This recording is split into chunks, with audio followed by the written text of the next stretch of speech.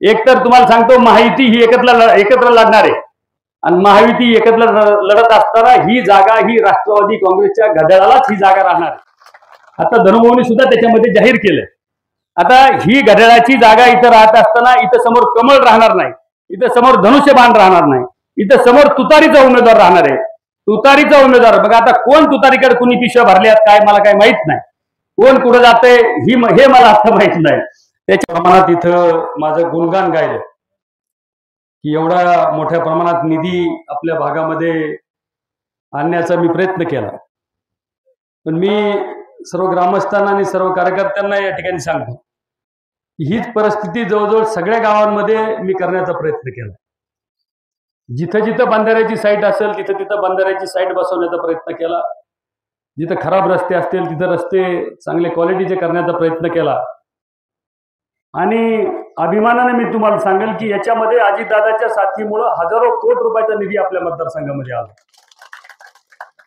आत्ताच्या अर्थसंकल्पामध्ये सुद्धा 15 कोटी रुपये रस्त्याला आहेत, जवळजवळ 250 कोटी रुपये. आष्टी उपजिल्हा रुग्णालय 89 कोटी रुपयाचं ते उपजिल्हा रुग्णालय आपण मंजूर केलंय. आष्टी उपजिल्हा रुग्णालयाची मागणी गेल्या जवळजवळ 15 ते 20 वर्षापासून आपल्या मतदारसंघाची होती. पण मी प्रयत्न करून, टोपे साहेब मंत्री होते तेव्हापासून मी प्रयत्न केले आणि आता ती आपली मागणी पूर्णत्वास आली. लवकरच म्हणजे ह्या ऑगस्ट महिन्यामध्येच आदरणीय अजितदादांना बोलून आपल्याला त्याचं उद्घाटन आणि जी 1100 कोटीची आपली जी योजना, खुंटेफळची जी योजना ज्याचं काम चालू झालंय त्याचं उद्घाटन आपलं राहिलंय. ते दोन्ही उद्घाटन, काही बिल्डिंग, महसूल कर्मचारी निवासस्थान आष्टीमध्ये आपण 15 कोटी रुपयाचे आणले त्याचं उद्घाटन, त्याच्यानंतर अजून इतर ज्या बिल्डिंग, कृषी भवनचं आता मंजुरी येणार आहे, म्हणजे सगळ्या ह्या बिल्डिंगचं उद्घाटन, रस्त्याचे उद्घाटन हे दादांच्या हाताने, आदरणीय धनुभाऊच्या हाताने आपल्याला या ठिकाणी करायचे. त्या दिवशी सुद्धा आपण सगळ्यांनी त्या ठिकाणी यावं अशी मी आत्ताच आपल्याला विनंती करतो. आपण आपल्या मतदारसंघामध्ये आता 1.68 TMC पाणी आणले ना. 1.68 TMC पाणी हे 1 वर्षाच्या आत त्या गुत्तेदारांनी सांगितलं की खुंटेफळमध्ये मी ते पाणी आणतो. माझा प्रयत्न पुढचा असं राहणार आहे की राहिलेलं 4 TMC पाणी आपल्या मतदारसंघासाठी आणायचं. 6 TMC पाणी म्हणजे आपल्या मतदारसंघामध्ये आता जेवढे तलाव आहेत तेवढं पाणी म्हणलं तरी 6 TMC पाणी. आणि तेवढा जर टेका आपल्याला जर बाहेरून बसला आणि ते पाणी, आता पूर्वीची योजना, पूर्वीचं तो सर्वे कसा होता, पूर्वीचा सर्वे होता शेडगाव पेडगावून पाणी उचलायचं होतं. वास्तविक पाहता शेडगाव पेडगावला तिथं पाणीच उपलब्ध नाही, तिथून पाणी उचलणं शक्य नव्हतं. म्हणून 35 किलोमीटर बॅकवॉटरमध्ये शिंपोऱ्याच्या तिथून आपण आता पाणी उचलायला लागलो. शिंपोरा ते खुंटेफळ ही डायरेक्ट पाईपलाईन राहणार आहे. पहिलं 3 ठिकाणी पाणी उचलायचं टाकायचं होतं, म्हणजे 3 ठिकाणी ते पाणी टाकायचं होतं, उचलायचं होतं, परत शिनात टाकायचं होतं, शिनामधून मग ते पाणी उचलायचं होतं. वास्तविक पाहता शिनामधून आपल्याला ते पाणी उचलून दिलं नसतं. म्हणून मी आमदार झाल्यानंतर ही सगळी योजना मी बदलली. थेट पाईपलाईन, तिथून जे पाईपलाईन आहे तिथून जे पाणी निघणार आहे ते आपल्याला डायरेक्ट खुंटेफळला ते पाणी दिसणार आहे. तुम्ही म्हणता की बाबा खुंटेफळचं इकडे का सांगता, माझ्या डोक्यातली जी योजना आहे ती राहिलेलं 4 TMC पाणी आल्यानंतर ते पाणी जर आपण वेलतुरीपाशी नेऊन जर टाकलं तर वेलतुरीपासून आपण सगळे खाली आहेत. वेलतुरीपासून फक्त महिंदा मोराळ्याचा थोडासा भाग राहिला आपला संपूर्ण तालुका पाण्याखाली येऊ शकतो. म्हणजे हे माझ्या डोक्यातली कल्पना आहे. निश्चितप्रमाणे सरकारने किंवा तुम्ही सगळ्यांनी जर ताकद दिली, सरकार त्यासाठी असणं गरजेचं आहे. त्याच्यासाठी येणारे जलसंपदा मंत्री आहेत हे थोडेसे आपल्या संबंधित असणं गरजेचं आहे. हे जर झालं, सगळे योग जर जुळून आले, कारण आता सरकारच्या विचारामध्ये पश्चिम घाटाचं सुद्धा 127 TMC पाणी ते गोदावरी खोऱ्यात टाकायला लागले. आणि जे टाटा पॉवरचं जे पाणी खाली वाहून जात आहे ते जवळजवळ 41 TMC पाणी आहे दादा. तर ती 41 TMC पाणी त्याच्यामधलं मला वाटतं 20 ते 25 TMC पाणी अलीकडे कृष्णा खोऱ्यात टाकणार आहे. आणि ते जर पाणी जर भविष्यात जर आपल्याला उपलब्ध झालं तर त्यातलं राहिलेलं 4 TMC पाणी आपल्याला मिळेल. 6 TMC पाणी म्हणजे किती? 6 TMC पाणी म्हणजे माझ्या हिशोबाने 25 बेलगावचे तळे, 25-30 बेलगावचे तळे एवढं याला 6 TMC पाणी म्हणायचं. कारण हा 300-400 MCFTचा असेल, फक्त 100 MCFTचा 1 TMC होतो. हा 304 आपलं 1000 MCFTचा 1 TMC. त्याच्यामुळं ह्या 300-400चाच बेलगाव असेल. त्या हिशोबाने 2.5 बेलगावचे तळे म्हणजे 1 TMC. आता TMC MCFT हे थोडंसं मी याच्यात घुसल्यानंतर थोडा अभ्यास केलाय दादा, कारण याचा सुद्धा अभ्यास दिसतं, लोकांनाही ते समजून सांगणं गरजेचं आहे. आणि एवढा पाण्याचा टेका जर आपल्याला बाहेरून मिळाला तर आपल्याला पुढे आपला सगळा भाग आपला बागायत होऊ शकतो. आता बंधाऱ्याचे काम सुद्धा आपल्या मतदारसंघामध्ये मी छाती ठोकपणाने सांगतो की जे अजितदादांकडे जे 43 आम्ही 43 आमदार तिथं होतो, 2 अपक्ष आणि इतर, 43 आमदारापैकी 1 नंबरला मी त्याच्यामध्ये बंधाऱ्याच्या कामाचा निधी आणला. आपल्या जिल्ह्यामध्ये सुद्धा धनुभाऊ, आता मी मोठेपणाने सांगणं बरोबर नाही, पण धनुभाऊपेक्षा सुद्धा आपल्या मतदारसंघामध्ये बंधाऱ्याचे काम आपण मोठ्या प्रमाणात आणले. कशासाठी? तर आपला भाग हा दुष्काळी भाग आहे आणि अजितदादांनी सुद्धा ज्या ज्या वेळेस बंधाऱ्याची मागणी तिथं होईल त्यावेळेस जर दुसऱ्याला 20 कोटी रुपये दिले तर आपल्याला 40 कोटी रुपये त्या ठिकाणी दिले, डबल पैसे आपल्याला दिले. का डबल पैसे दिले? ते दुष्काळी भाग आपला आहे आणि ह्या भागामध्ये हे काम होणं गरजेचं आहे. म्हणून अजूनही राहिलेल्या याच्यामध्ये सुद्धा जिथं जिथं बंधाऱ्याच्या साईट आहेत त्या सगळ्या बंधाऱ्याच्या साईट आपल्याला येत्या काळामध्ये जर पूर्ण केले आणि क्वालिटीचे जर कामं केले, आत्ताचे सुद्धा बंधारे ह्याच पावसाळ्याच्या एंडला आपल्या त्या सगळ्या बंधाऱ्यामध्ये पाणी आणणार आहे. जवळजवळ 80 ते 90% कामं त्याचे पूर्ण झाले. आपल्याला त्या जलपूजनाचे सुद्धा कार्यक्रम आपल्याला नंतर घ्यायचे. आपल्या तिथले सुद्धा मला वाटतं मानूरचे बंधारे केलेत, आपण लोणीचे केलेत, वारणीचे केलेत, शिरूरचा आता 6 कोटीचा बंधारा दादा तिथं मंजुरीला आहे. तसंच पाटोदा तालुक्यामध्ये सुद्धा मोठ्या प्रमाणात आपण बंधारे केलेत. आष्टी तालुक्यात सुद्धा मोठ्या प्रमाणात बंधारे केलेत. बंधारे असणं गरजेचं म्हणजे पाण्याशिवाय काय खरं नाही. 2 गोष्टी आपल्याला ग्रामीण भागातल्या शेतकऱ्याला महत्वाच्या आहेत, एक पाणी आणि दुसरी लाईट. या 2 गोष्टी जर व्यवस्थित असतील तर आपल्याला कोणाच्याही पुढे हात पसरायची काही गरज. त्याच्या बाबतीतला आता जो विषय इथं पंडितरावनी सांगितला त्या बाबतीत मला वाटतं मागच्याच आठवड्यात मी इंजिनियर लोकांशी त्या ठिकाणी चर्चा केली आणि ही लाईन सुद्धा सेपरेट लाईन करण्याचं त्यांना मी सांगितलंय. त्याच्यामध्ये सुद्धा आपण आता येत्या याच्यामध्ये मला वाटतं RDSS मध्ये बऱ्याचशा लाईनचं आपलं काम येणार आहे, त्याच्या मंजुऱ्या सुद्धा आलेल्या आहेत. तर त्याच्यामध्ये हे सुद्धा लाईन सेपरेशनचं काम आपल्याला करायचंय. आष्टी सबस्टेशन आपलं फक्त 132चं आष्टी सबस्टेशन आहे, त्याच्यामध्ये 50चा एक ट्रान्सफॉर्मर मंजूर केलाय. तो सुद्धा ह्या 8 दिवसाच्या आत तो 50चा ट्रान्सफॉर्मर जर बसला तर 180चं आपलं आष्टी सबस्टेशन होतंय. म्हणजे जो लोड आष्टी सबस्टेशनवर होता आणि जे लाईट आपल्याला कमी मिळत होती ते सुद्धा प्रॉब्लेम आपला येत्या सीझनला आपल्याला राहणार नाही. त्याच्यामुळे हे लाईन सेपरेशनचं काम आपल्याला लवकरात लवकर करून घ्यायचं. तेही मी अधिकाऱ्यांशी बोलून त्या ठिकाणी करून घेतो. लाईटच्या बाबतीतलं असेल, इतरही जे कामं आपण आता रस्त्याच्या बाबतीतलं जे सांगितलं रागापूरच्या, तर त्याचा क्रमांक आहे का त्याला? वस्ती रस्ता आहे का? वस्ती रस्ता म्हणजे मग पांढरमध्ये आणावं लागेल. मग पांढरमध्ये पूल कर मी आपण पांढरमध्ये ते लगेच मंजूर करून आणू. किती किलोमीटर ते? 1 का 2? 1 किलोमीटर रस्ता आणि त्याच्यामध्ये एक पूल. मग ते पांढरमध्ये आपल्याला करता येते. तुम्ही आजच नाव द्या, मी एखाद्या दिवस उद्या किंवा परवा मुंबईला गेल्यानंतर त्या मंजुरी आणण्याचा सुद्धा प्रयत्न करणार आहे. आपल्या मतदारसंघामध्ये आता जवळजवळ 400-450 किलोमीटरचे पादचारी रस्ते चालू आहेत.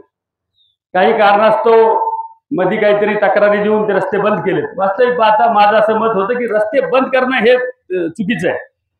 त्या गावामध्ये आपल्या इकडे सगळीकडे परिस्थिती अशी झाली की गावामध्ये 1 वार्ड राहिलाय आणि 3-3 वार्ड वस्तीवर गेले. म्हणजे गावामध्ये मोजके लोक राहायला आहेत आता आणि सगळ्यांनी आपापल्या शेतामध्ये त्या ठिकाणी राहण्याची व्यवस्था केली. त्याच्यामुळं पांधन रस्त्याची आवश्यकता मोठ्या प्रमाणात आहे. गेल्या 2-3 महिन्यापासून वरून कुठून तरी खाली कलेक्टर मॅडमला फोन करून ते रस्त्याचे काम आपले बंद केलेत. माझं असं मत आहे की कामं बंद करण्यापेक्षा आम्ही जर 400 किलोमीटर आणले तर तुम्ही 800 किलोमीटर आणायला पाहिजे. पण कामं बंद ठेवणं हा त्याच्यावरचा उपाय नाही. का बंद ठेवायचे? तर हे 300-350 कार्यकर्ते जे त्याच्यात काम करतात ते गुंतलं पाहिजे, ते गुंतून राहिले पाहिजे. इतका जर खालचा विचार जर समजा कोणी करणार असेल तर ते चुकीचं आहे असं माझं मत आहे. आज इलेक्शन मोडवर सर मला यायचं नाही.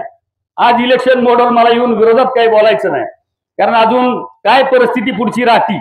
एकतर तुम्हाला सांगतो महायुती ही एकत्र लढणार आहे आणि महायुती एकत्र लढत असताना ही जागा ही राष्ट्रवादी काँग्रेसच्या घड्याळालाच ही जागा राहणार आहे. आता धनुभाऊनी सुद्धा त्याच्यामध्ये जाहीर केलंय. आता ही घड्याळाची जागा इथं राहत असताना इथं समोर कमळ राहणार नाही, इथं समोर धनुष्यबाण राहणार नाही, इथं समोर तुतारीचा उमेदवार राहणार आहे.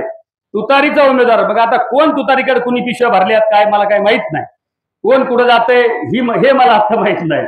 त्याच्यामुळं आज काहीतरी बोलणं, मी बोलणार आहे सगळ्या गोष्टी, काय काय ह्या तालुक्यात झालंय, ह्या तालुक्यात काय काय केलं गेलंय, देवस्थानच्या जमिनीत काय केलं गेलंय, का सगळ्या कामांमध्ये काय केलं गेलंय, इथून मागचे काम कशा पद्धतीचे होते, कशात कसे पैसे खाल्ले. मी तर छाती ठोकपणाने इथं सांगतो, मी अधिकाऱ्यांना सुद्धा छाती ठोकपणाने बैठकीत विचारत असतो की 4 आणे जर कोणाला मागितले असते 4 आणे तर त्यांनी लगेच उठून सांगावं. 4 आणे सुद्धा कोणत्या कार्यकर्त्याच्या याच्यात असेल किंवा कुठं अधिकाऱ्याच्या कडून कधी 4 आणे सुद्धा आपण मागितले नाही.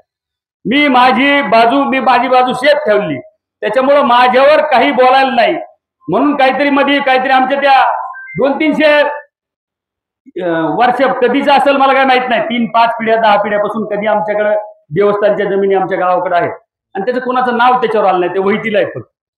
तर त्याच्यात काहीतरी माझ्यावरती 2-3 वेळेस प्रश्न टाकले, म्हणले आता त्यांचं झाकायसाठी माझ्यावर आरोप केले की बा यांच्याकडे 350 एकर त्या ठिकाणी जमीन आहे. वास्तविक पाहता सगळं तपासलं, पुढंच काही निघालं नाही. आणि त्या बाबतीत सुद्धा थोडंसं आता लागू द्या, मी सगळं लोकांना उघड सांगणार आहे. त्याच्यामुळे आज काही मी बोलत नाही, कारण मी आता सगळेच पक्षाचे लोक आहेत म्हणते त्यांच्या आईला आम्हाला स्टेजवर बसलं ना मग आमचेच लागले हे करायला, बरोबर आहे की. त्याच्यामुळे आज काही बोलायचं नाही, जे काय आहे ते आज चांगलं चांगलं बोलायचं. तुम्ही मत केलं ना, आणि ह्यावेळेसही जर आमचं काही चुकलं नसलं तर आम्हालाच करताना, बरोबर आहे की नाही. ह्यावेळेस जर आमचं काही चुकलं असलं, एक गेल्या 5 वर्षामध्ये तुम्ही बघा, गाडीचाही कुठं त्रास कोणाला होईल असं मी कधी वागलो नाही. कोणत्याही गावात कुठं वाद निर्माण करण्याचा मी प्रयत्न केला नाही. कोणत्याही गावात वाद होत असेल तर तो मिटवायचा आपण हवा प्रयत्न केला. कुठेही कुणाचंही नुकसान होईल असं कधी वागलो नाही. आमदार हा कशासाठी असतो? आमदार हा त्या गावातल्या समस्या सोडवण्यासाठी असतो. आमदार हा गावात समस्या निर्माण करण्यासाठी नसतो, हे सगळ्यांनी लक्षात घ्या. आमदारांनी समस्या सोडवायच्या असतात, मोठं मन ठेवायचं असतं. त्या पदावर बसल्यानंतर मला बरेच कार्यकर्ते तुम्ही पहिले असे होते ना, आता कसे आज झाले. अरे बाबा, एकदा जबाबदारी आल्यानंतर पहिलं लगेच घोडे वगैरे नाही लावता येत, खालच्या पातळीवर नाही जाता येत, बरोबर आहे की नाही. कुठेतरी काही शूटिंग झाली की ती पार सगळ्या महाराष्ट्रात व्हायरल होत असती. त्याच्यामुळे आता सौम्यतेने वागावं लागतंय. वास्तविक आता मंत्र विसरलेलो नाही, ते सगळे मंत्र मला पाठेत, हे सगळे मंत्र मला येतात, पण टायमाला त्याचा वापर कधी करायचा असेल त्यावेळेस करू. आज त्याची गरज नाही. आज आपण आपल्या मतदारसंघाचा विकास कसा होईल, आपल्या भागाचा विकास कसा होईल हे आपण पाहायचंय. आपल्या भागामध्ये जर पाणी आलं, हे जर 6 TMC पाणी मी जर म्हणतो तर आपल्या भागाचं कल्याण होऊन जाईल. हे जे बंधारे सगळे क्वालिटीचे जर झाले, जिथं जिथं साईट असेल, आता जुने बंधारे डिसमेंटल करून त्या ठिकाणी आपण नवीन बंधारे करायला लागलो. जे दगडी बंधारे ते डिसमेंटल करायचे, त्या जुन्या साईट चांगले आहेत त्याच्या जागेवर आपण नवीन बंधारे करायला लागलो. हे जर झालं आणि ते जर काम क्वालिटी झाले, एक बंधारा जर झाला, मी माझ्या गावातलं उदाहरण सांगतो, आमच्या इथला बंधारा 20 वर्ष होऊ दिला नव्हता. एक बंधारा जर झाला तर त्याच्यापासून 2-2 किलोमीटर त्याचं पर्क्युलेशन होते. नदीच्या ह्या बाजूला 2 किलोमीटर आणि इकडे 2 किलोमीटर, म्हणजे माझ्या हिशोबाने जवळजवळ 800-1000 एकर 1500 एकर जमीन त्याच्या खाली मुलीच्या खाली येऊ शकते, चांगल्या क्वालिटीचं जर काम झालं तर. त्याच्यामुळे ह्या चांगल्या साईट आपल्याला भविष्यामध्ये करायच्यात. रस्त्याचं काम सुद्धा पांडुळे साहेब दर्जेदार करा. इंजिनियर साहेब इथं आलेत, दिसले होते आता. सौदागर साहेब, तुमचं काम आहे, तुम्ही लवकर यायला पाहिजे. हे दर्जेदार करून घ्या, कामाची क्वालिटी झाली पाहिजे हे लक्षात घ्या. शेतकऱ्यांनी सुद्धा साईडला थोडंसं कुठं रुंदत असलं तर तिथं आडवाडवी करू नका, कारण हे कायम चोरीचा आपला प्रश्न आहे. पाईपलाईनचे जिथं असतील तिथं आधी पाईपलाईन करून घ्या. ते एक बरोबर त्यांचं काय होतंय, आपण रस्ता झाला की त्याच्यानंतर पाईपलाईन खालतो. तर सगळ्यांना विनंती आहे, ज्याला कोणाला भविष्यात पाईपलाईन करायची असेल त्यांनी पाईप टाकून घ्या. पाईप टाकण्यासाठी मशीन ते देतील, बरोबर आहे की नाही. मशीन गुत्तेदार देतील. पाईप खाली टाकून ठेवला तर भविष्यात आपल्याला त्याला जोडता येते. रस्ता झाल्यावर उकरणं हे चुकीचं आहे, कारण बऱ्याच ठिकाणी रस्ता झाल्यानंतर पाईपलाईन उकरले जातात. तर त्या बाबतीतलं सुद्धा लक्ष द्या. आपण हा सुद्धा रस्ता म्हणजे आष्टीपासून ते दुईठाणपर्यंत हा सगळा 5.5 मीटरला केला. ह्या रस्त्यावर पूर्वी मोठ्या प्रमाणात ऍक्सिडेंट होत होते. अब 8 दिवसाला 10 दिवसालाच एखाद्या पोराचा कुणाचा तरी ऍक्सिडेंट झाला कानावर यायचं. हा दुईठाणपर्यंत, कारण हा सगळा रस्ता दादा सगळ्यांना उपयोगाचा आहे. हा 5.5 मीटरला इथून तिथून आपण केला. त्याचं थोडंसं मध्ये एक बाहेरचा गुत्तेदार होता, तिथं थोडी क्वालिटी बिघडली. नाही तर बाकीचे आता सुद्धा गिरीचं जे काम चालू आहे त्याच्यामध्ये लक्ष देऊन चांगल्या क्वालिटीचं ते झालं पाहिजे, याच्यामध्ये लक्ष द्या. आणि ह्याही रस्त्याच्या बाबतीत कुठं अडीअडचणी येतील आमच्याशी बोला, आम्ही संबंधित शेतकऱ्याला बोलू, पण काम चांगलं झालं पाहिजे एवढं फक्त लक्ष आपण सगळ्यांनी द्या. आपले आत्ताचे जे काम आहेत ते सुद्धा दर्जेदार सगळे झाले पाहिजेत. कुठेही तालुक्यामध्ये रस्ता चालू असेल तो दर्जेदार झाला पाहिजे, या बाबतीतलं आपण लक्ष द्या. आणि लोकांनी सुद्धा, गावकऱ्यांनी सुद्धा आपल्या गावातलं काम आहे म्हणून तिथं लक्ष दिलं पाहिजे. नाही तर मला काय घेणं चाललंय असं नाही. जिथं चुकत असलं तिथं 100% बोललं पाहिजे. जिथं चुकत असलं तर त्याला बोललं पाहिजे की हे चुकीचं होतंय, हे चांगलं केलं पाहिजे. मग कारण भविष्यात याचा त्रास तुम्हाला सहन करायचा आहे. आम्ही कधीतरी येणार आहेत, पण तुम्ही रोज त्या रस्त्यावरून तुम्हाला जायचंय, त्याच्यामुळे त्याचा त्रास तुम्हाला सहन करावा लागेल. तुम्ही बोलायला कुणीही तिथं म्हणजे सगळ्यांनी मिळून उगा मोक्या राडावाडी बी नको, पण जर चुकत असलं तर तिथं बोललं पाहिजे. या बाबतीतलं लक्ष सगळ्यांनी दिलं पाहिजे, एवढीच मी आपल्याला विनंती करतो. आणि हे जे सगळे काम आहेत, ग्रामपंचायतचं सुद्धा काम लवकरात लवकर करून घ्या. सरपंच आणि सभामंडपाचं सुद्धा त्याच्यामध्ये जेवढा मोठा करता येईल, तुमची जेवढी जागा आहे त्या हिशोबाने जर केलं तर भविष्यात इथं तुमच्या जे कार्यक्रम आहेत, गोरगरिबाचे लग्न त्याच्यामध्ये होतील, छोटे मोठे कार्यक्रम त्याच्यामध्ये होतील, अशा पद्धतीने करून घ्या की जेणेकरून सगळ्याची सोय त्याच्यामध्ये झाली पाहिजे. आपण जवळजवळ 134 गावामध्ये 10-10 लाख रुपयाचे सभामंडप टाकले, म्हणजे 13.5 कोटी रुपयाचे सभामंडप टाकले. त्याचा उद्देश आपला असा आहे की ज्या ज्या गावामध्ये मधी जागा आहे तिथं आपण ते सभामंडप टाकलेत, की उगं कुठतरी माळाला तिथं मंदिर आहे तिथं आपण टाकले नाही. गावाच्या मधी जागा आहे तिथं आपण सभामंडप टाकलेत. आता ह्यांच्या गावाला 30 लाख रुपये टाकले तरी हे आता आम्हाला म्हणतो ते आमचं त्याच्यात होत नाही. आता तुम्हाला सगळं गाव जर झाकायचं असलं त्याला मी काय करू? सगळं गाव तुम्हाला माळाजन ती जर पत्र्याने झाकायची असली तर त्याला मी पुरू शकत नाही. म्हणजे ह्यांना याच्या आधी ते बांधायला लावलं आणि त्याचे 5 वेळेस नारळ फुटला याच्या आधी. बघा, म्हणजे 5 वेळेस त्यांचा नारळ फुटून 1 रुपया तिथं गेला नाही, आणि जे देत आहे त्याला दुसऱ्या हाणायच्या, हे चुकीचं आहे. म्हणजे मी ते झाकायसाठी यांचं ते आणि किती 10 वर्ष झालं उघड आहे, 10 वर्षापासून नुसते पिलर केले तर उघडच आहे. मी ते झाकायसाठी नाना मी म्हणलं हे 30 लाख रुपये तिथं टाकतो, तर ते म्हणतात आता 30 मध्ये आम्ही पुढं वाढविलं. आता पुढं वाढविलं तर तुम्ही गावाला पाहिजे, ते आमच्याकडे नाही. तर ते प्रत्येक गावात हे सभामंडप आपण केले, त्याचा उद्देश याच्या मागचा एक आहे की गावामधला कुठला कार्यक्रम त्याच्यामध्ये गोरगरिबाचा झाला पाहिजे. आपण गोरगरीब माणसं किंवा शेतकरी हा केंद्रबिंदू मानूनच आतापर्यंत आपण काम केलं. सरकारने सुद्धा आत्ताच्या ज्या योजना आणल्या, लाडकी लेख योजना, मी अक्षरशः सांगतो 1500 रुपये महिना म्हणजे काही गोरगरीब कुटुंबाचं त्याचं उपजीविका त्याच्यात भागू शकते. असे काही महिला आहेत की ज्या कुटुंबामध्ये त्या 1500 रुपयाचं महत्व खूप मोठ्या प्रमाणात आहे. अतिशय चांगल्या लाईटच्या बाबतीत सुद्धा 7.5 HP पर्यंतची योजना आता शासनाने जी आणली, 7.5 HP पर्यंत आपल्याला लाईट फ्री केली, आणि मागल त्याला सोलरची योजना केली. आता सरकारचे आता काल परवाच एक टेंडर आलंय आपल्या तालुक्यामध्ये, मला वाटतं शिराळ, पिंपळा आणि टाकळी आमिया या 3 ठिकाणी सोलर त्या ठिकाणी होणार आहे. म्हणजे 20-20, 22-22 एकर मध्ये आपल्या तालुक्यात 3 ठिकाणी आहे. तुमचं पिंपळनेरला आहे ते 1 4 आणि पाटोद तालुक्यातले 2 आहेत, एक पिंपळवंडी आणि डोंगरकिनी, असे 3 आणि 3 6ची मंजुरी सुरुवातीला आली. त्याचे सुद्धा काम लवकरच येत्या महिना 15 दिवसात चालू होते, आणि येत्या एक वर्षाच्या आत तेवढ्या सबस्टेशन खाली शेतकऱ्याला दिवसा लाईट मिळेल. आणि राहिलेले सबस्टेशन सुद्धा सरकारच्या विचाराधीने की ज्या ज्या ठिकाणी सबस्टेशनच्या 5 एकरच्या आतमध्ये गायरान जमीन आहे तिथं सरकारची ताब्यात घ्यायला लागले. मी तो प्रश्न गेल्या 2 वर्षापूर्वी विधानसभेत मांडला होता बघा, की हजारो एकर गायरान जमीन तिथं पडलेली, आणि ती गायरान जमीन जर शासनाने ताब्यात घेतली आणि त्याच्यावर जर सोलरचे प्लांट केले, मोठ्या कंपन्या करणाऱ्या बऱ्याच, ते जर झालं भविष्यात 1-4-2 वर्षाच्या आतमध्ये संपूर्ण सबस्टेशनला त्या पद्धतीची योजना होणार आहे. जिथं जागा नसेल तिथं जागा विकत घेणार आहे, आणि ते जर झालं तर शेतकऱ्याला दिवसा लाईट मिळणार आहे, रात्री अपरात्री कुदायची आपल्याला गरज नाही. तर ते सुद्धा सरकारने एक चांगली योजना त्याच्यामध्ये राबवलेली आहे. अतिशय चांगल्या पद्धतीच्या योजना आता ज्या सरकारने राबवल्या त्याचा लाभ आपण खाली घेतला पाहिजे. जे कुणी फॉर्म भरायचे राहिले असतील ते सुद्धा त्या ऑगस्टच्या महिन्यात, कारण ऑगस्ट पर्यंत त्याच्यामध्ये विषय तोपर्यंत ते सगळे भरून घेतले पाहिजे. आपल्याही कार्यकर्त्यांनी त्या ठिकाणी जिथं गरज असेल तिथं ते मदत आपण केली पाहिजे. दुसरं गॅसच्या बाबतीतले सुद्धा जी योजना आहे त्याचेही फॉर्म भरून घेतले पाहिजेत, कारण येत्या 15 ऑगस्ट पर्यंत 2 गॅसचे पैसे आणि 3 आधी 2 येणार आहेत, 2चे पैसे आधी पडणार आहेत, 1चं नंतर पडते, आणि 2 हप्ते जे लेख लाडकीचे आहेत ते आता 15 ऑगस्ट पर्यंत पडणार आहेत, म्हणजे 3000 रुपये. आणि आचारसंहिता लागायच्यात म्हणजे सप्टेंबर म्हणजे आचारसंहिता लागायच्यात दुसरे 2 हप्ते म्हणजे 6000 रुपये प्रति ते ज्यांचा फॉर्म असेल प्रति त्या महिलेला त्या ठिकाणी मिळणार आहे. ते 60 केलं होतं दादा, आणि नंतर सरकारच्या लक्षात आलं की 60 ते 65 ह्या 5 वर्षामध्ये कोणतीच योजना नाही, म्हणून परत ते 65 त्याचं लिमिट केलं. आणि 65 पासून पुढं पप्पू म्हणजे तुमसारख्याला श्रावण बाळ असेल किंवा ते निराधारची असेल, ह्या सगळ्या योजना आहेत. पण ते पोरं आहेत मोठाले एवढाले निराधार तरी